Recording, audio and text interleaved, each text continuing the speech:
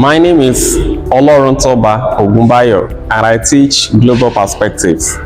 Okay, Global Perspective is basically about research, conducting research, making analysis and identifying issues, solving them. So I think it's impacted the students because it's changed how they view the world around them. They are able to learn how to form perspectives and not just base things on opinions.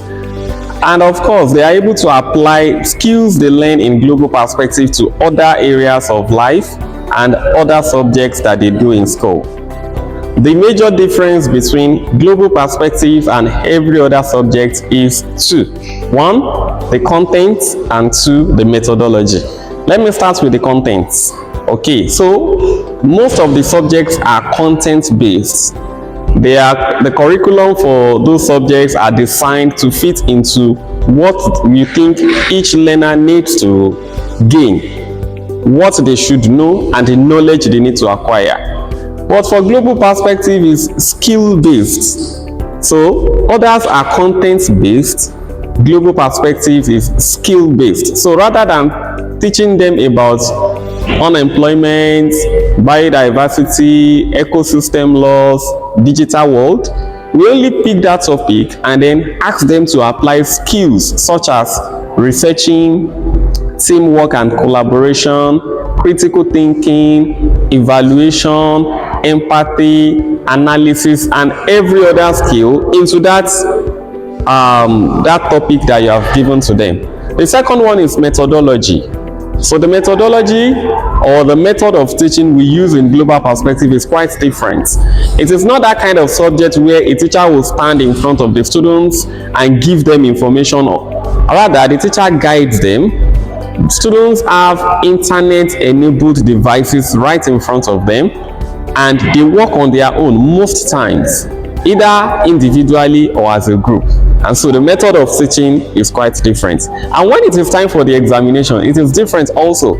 Rather than the usual written examinations, Global Perspective is divided into three: a team project, an individual report, and a team and a written examination. So it is quite different.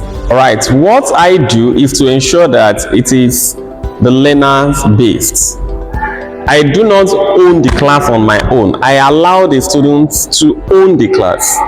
So once I give them the task, for instance, maybe they want to carry out a research, I allow them to pick topic on their own, issues on their own, and how they want to approach it. So when students come to class, I only guide them.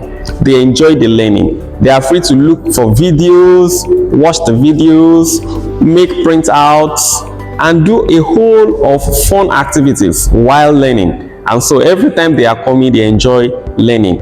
More importantly, they do not need to read their notebook and crap, because all they have to do is to conduct research and reach conclusions.